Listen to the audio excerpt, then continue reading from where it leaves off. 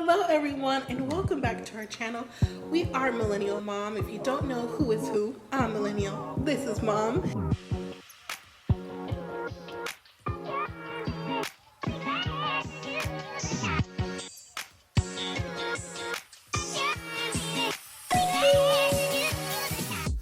Hello everyone and welcome back to our channel. If you're new here, I'm Mom or Kay from Millennial and Mom. But before I begin, don't forget to hit the like, subscribe, and leave your comments down below. We're going to talk about love after lockup, life during lockup. Season 2, episode 1, Scam the Scammer. There is one returning cast member from season 1. If you saw that season or didn't, the name is Ty and Hottie. Yeah, she brings a lot of drama. Let's start with them. Now, if you saw the episode or if you didn't from previous, we left off with Ty meeting up with Hottie's girlfriend or someone that he's talking to, ex-girlfriend, maybe just a friendship. Her name is Boston. When Ty found out about Boston, she wanted to have a face-to-face because she wanted to know who else was talking to her man. Her and Boston did meet up last season. Boston had on this hoodie, and it was a hoodie to sell to make profits to go towards his bail fund because Hottie's friends, family, whoever think he's in there for, the wrong reasons, like, to get him out of jail, to get him off those charges. And so when Ty saw that sweatshirt or hoodie, she was like, well, how did you get that? And Boston said, what you mean? That's my man, he gave it to me. And things just went left.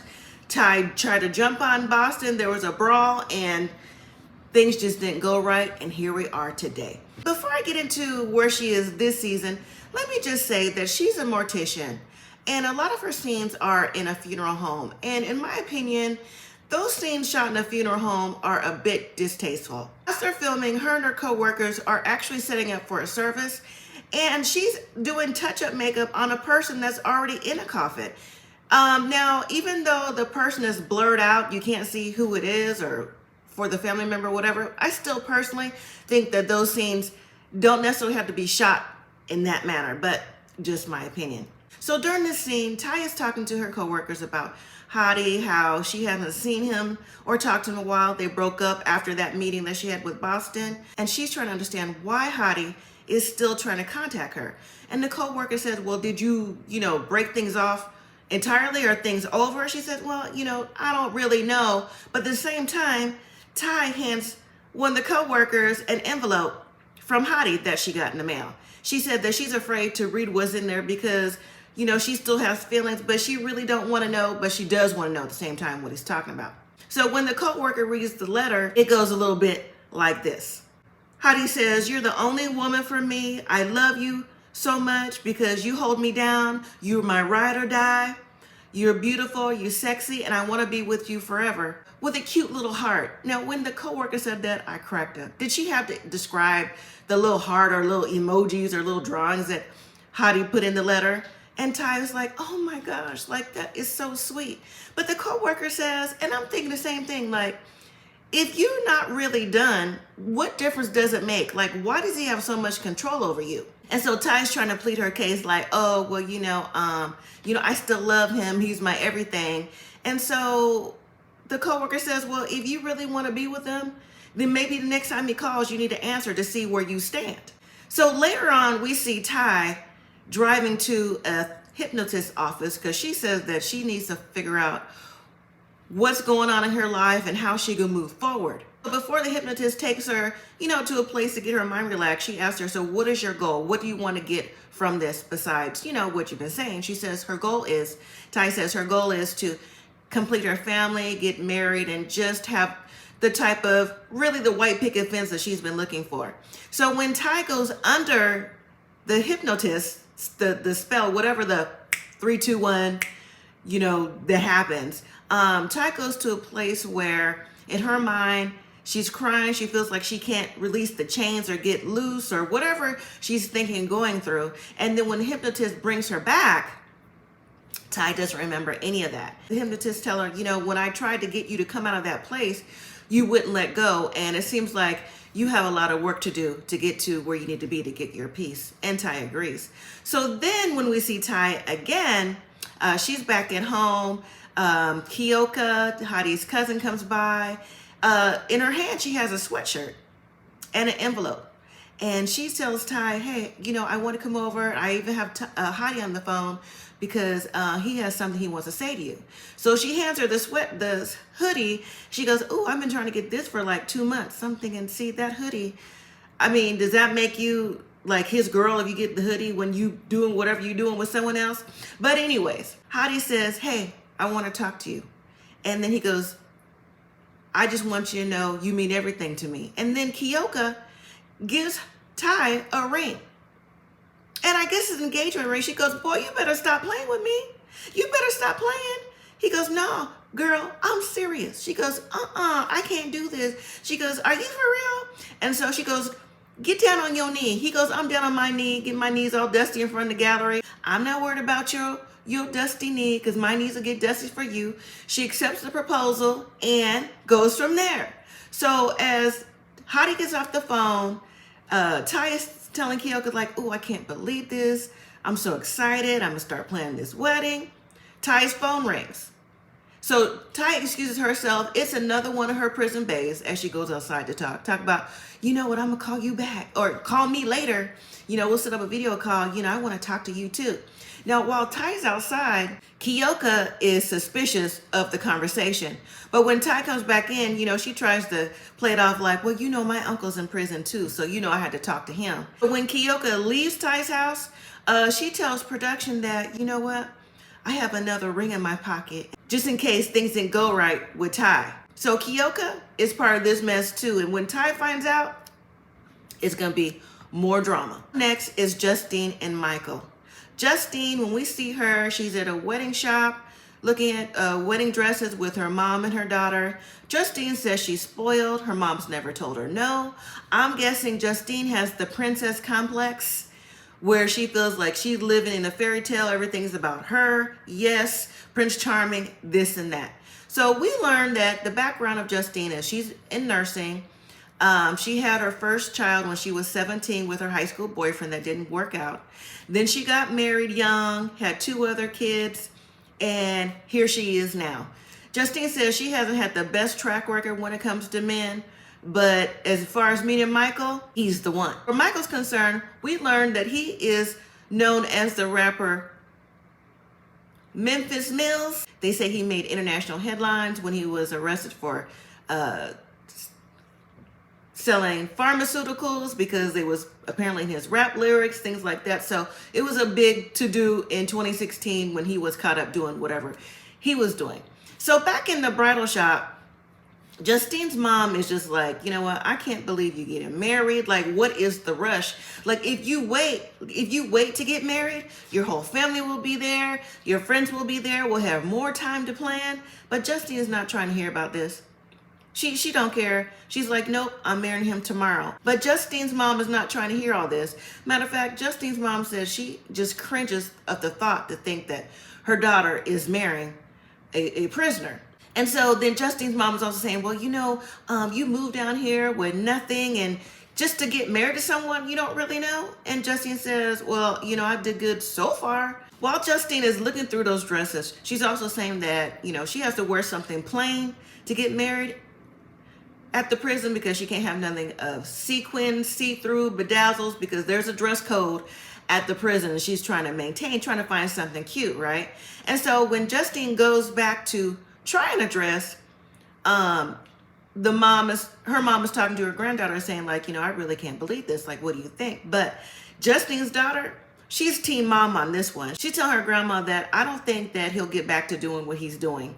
I just don't think that he will. He's come too far for that. And then Justine's phone rang and it was Michael. Her daughter answered. She's like, oh, I can't wait to see you tomorrow. He's like, me too. Now the voice that he uses, everyone's voice is different on the phone, I guess. So then the daughter gives the phone to her mom and Michael's like, hey, Lovesy. And she's like, hey, I don't know what nickname she said. I couldn't even pick it up. But they're happy to talk to each other. She said that she's nervous to see him tomorrow to get married. But the person who stole the scene for me was the lady working in the wedding shop because her face was priceless when she was asking questions about, also, where you getting married? When you getting married? And when she said in the prison, her mouth, her face, everything fell to the floor like she couldn't believe it. But you know what? If you asked the question, I mean, why do you think the camera crew was there? You asked the question, you got your answer. So after the bridal shop, the next scene is Justine driving to meet Michael's mom, sister, his kids. They're at a hotel waiting for her so they could all travel up to see Michael tomorrow. So before she gets there, she's saying how nervous she is to tell them because they don't know she's getting married. Michael calls and they just have a little small conversation. She's asking him if he's wrote his vows, stuff like that. And that she's nervous to meet his mom. And he's trying to tell her that it'll be all good, you know, not to worry.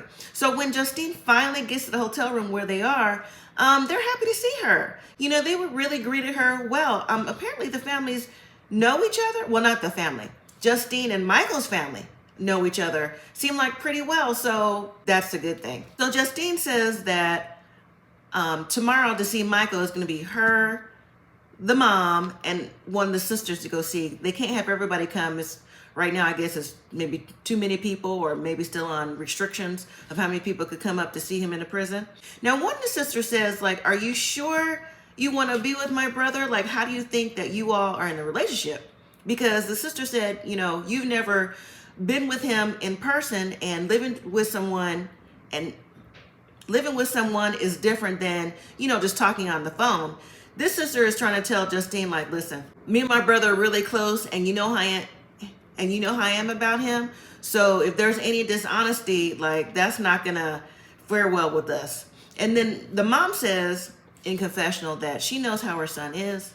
She knows that he's likes lots of women, and she hopes that he's changed. Now, even though Justine hasn't said anything to them in person because she's a little afraid to right now, she invites everybody to dinner where they can all, you know, meet with her family and his family together. And I think that's where she feels like she can feel freer to break the ice that, hey, I'm marrying Michael.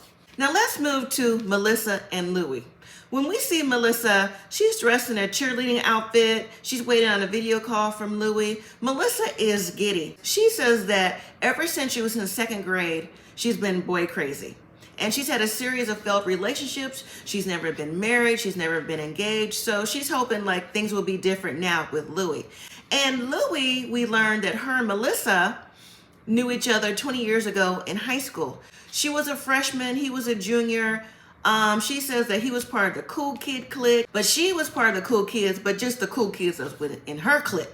You know, she made it seem like Louie was a part of cool kids in the whole school, but with her, it was just like, you know, her and her friends. And then looking at pictures of Melissa from high school, it looked like it seems like it's one of those stories where Melissa may have been, you know, that story of ugly duckling turning into the swan story.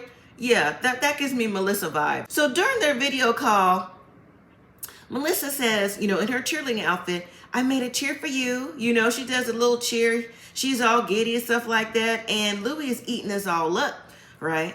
And so at the end of the cheer, she decides to take off her uniform, lay on the bed in her bras and panties. And Louie said, I guess I'm getting the better end of this deal. They just have a little random conversation. He's getting out soon, in less than 200 days. And he's going to go to her house when he gets out. And they're talking about living together and how things are going to be. So the next day when we see Melissa, she is at a restaurant looking around with her sister and her best friend. They're planning their 20th high school reunion. Now, as they're looking around, Melissa's saying that she can't wait to see everybody. And when she walks in with Louie, she's going to be like, ha ha ha, look at me, bees. I'm with Louie. And the sister, the friend, and even me was looking at her like, girl, 20 years later, you think anybody cares that you're with somebody from high school 20 years ago? Like, that's the best that you can do. And it's definitely not going to be a ha-ha. But all right, live your life. So her sister says to Melissa, so do you think you could find anyone better? Melissa says, he is better. Like, what do you mean? He's better. And then we learned that she got back in contact with Louie because Louie in prison has a phone, and he somehow was able to go on Facebook, and he was messaging people from back in the day. She answered the Facebook message and talk about, oh, well, you know, I see you look good and everything in your pictures. And her sister said, so he reached out trying to see who would take the bite and you bit. Melissa says, no, it's not like that. The sister and friend was looking at her like, And then in confessional, Melissa's sister and her friend said, you know what, Melissa needs to get her head out of her ass. Pretty much she's too old to entertain this. We don't know what she's thinking, and she definitely could do better. Now let's move to Chelsea and Mikey. When we see Chelsea, she's at the bowling alley with her friends and her son. One thing about Chelsea that's noticeable is that she's hearing impaired. But that doesn't stop her from living life and doing what she does, bowling, hanging out, dating, things like being a mom, all things considered. We also see that she's there with her 10-year-old son, who she says, you know, he's a little bit of a handful and sometimes gets in trouble, but you know what? He's just like his mama. And her friends would describe her as a bitch, but she thinks overall she's a nice person. So as she sits down and talks to her friend, she's saying how Mikey is going to get out real soon and that he's going to come home to live with her. So the friend says, so when's he getting out, in May? And Chelsea says, no, he's getting out before Christmas. She says, oh, okay. Like, I just thought it was in May. She goes, no, Mikey will be home before, Christmas, so we can exchange Christmas presents. She goes, I love that. I can't wait to see him. And then when we see Mikey, he tells us he's learned about Chelsea from his sister, but his sister also gave him a heads up that Chelsea was deaf. But when he saw her picture, he was like, okay, it's a green light to go, because he thought, she was attractive. But also too, Chelsea and Mikey have only been talking through videogram. So they haven't seen each other face to face. And Chelsea tells us as well that even though they haven't seen each other face to face, when she first saw him on videogram, she was like, wow. Because when we saw Mikey in that video, he definitely has the prison workout look, if you know what I mean. But the friend is trying to tell Chelsea that, you know what, you've been through relationships before where things didn't work out, because apparently Chelsea has gotten out of a domestic relationship where she's had to spend time getting herself back together, and she doesn't want anyone to, take away the lessons that she's learned getting back into a relationship with someone she really doesn't know. But Chelsea is saying, like, she don't think it's going to be like that, and how Mikey is different. But the friend also says that regular guys with no hearing issues seem to take advantage of her. Mikey is also saying in his confessional as well that, when he gets out, he's concerned there may be a language barrier. But he's learning sign language in the prison, so I think that's a good thing to help him communicate with Chelsea. So after the bowling alley, Chelsea is on her way to see her dad. Now, her dad isn't here for any relationships Chelsea has been in, because he tells us that Chelsea has always been with a bad boy, and he doesn't know how she always gets herself wrapped up in these type of relationships. So when Chelsea is talking with her dad, the dad is saying, you know what? Why is it that you want to be with him? Like, what is it about Mikey that you like? And Chelsea says, well, I've been with him for a year and I want to be with him. The dad says, no, you've been talking to him for a year. And I'm like, exactly, Dad. You've been talking to Mikey for a year. You haven't been with him for a year because you don't know how he is, face to face or day to day. Talk to someone on the phone is much different than they are in person. And so, what? The dad is holding his ground. He's saying, you know what? The next time you talk to him, I want to talk to him. And then Chelsea's trying to explain, I don't call him, he calls me. He says, well, whenever, set it up. So Dad is like, he's not here for no more drama with Chelsea and her boyfriends. Finally, we see Emily and Dory. And let me say, right now, as of this season so far, I think Emily is going to be someone for me that I'm going to keep my eyes on. Because when we see Emily, she's at a jewelry store looking for rings. To describe her personality, she says strangers would describe her as annoying. But her friends would think that she, was cool, I guess. But in high school, she was voted most loud because she goes, who wouldn't want to be around a cool, bad bee? Okay, Emily, you're supposed to think that way about yourself. But anyway, she's looking at rings. She's telling her friend that she wants to get a ring that's bigger than 2 carats. And so her friend's like, well, what money are you going to use? She says she's spending Dowry's stimulus money. And then Emily goes on to tell us that she's been with Dory for 3 years. She really wasn't looking for someone in prison. She's also getting a master's degree, looking to be a defense attorney. And one day she was just browsing the internet on the chat history that she has. She came across the website, and that's how they met. And I'm like, okay, if you are studying to be a master's in criminal history and you're talking to an inmate and you're on this show, I'm thinking, when you think that maybe this would backfire, you being a defense attorney one day? Just my opinion. I don't know for it to be fact or not. I'm just thinking like maybe it might not be the best look in the future. But she also says that she's Dory's power of attorney. And being a power of attorney, you have access to the person's medical records, if there's anything that happens to them, to make their medical decisions, and to their money, things like that. And she said, you know what? That's his fault, because if he didn't know that I had access to his money, that's on him. So then when she's looking at rings, she's telling her friend that, you know what? This is his I messed up ring to her, because one day he called her from prison and the phone rang and the message was in Spanish. Emily says she don't speak Spanish like that. So when she clicked the number to receive the call, Dory was speaking in Spanish. She goes, wait a minute, who do you think you're talking to? And Dory gives another lady's name. She goes, nope, I'm Emily. And then she said Dory apologized left and right, begged her for forgiveness.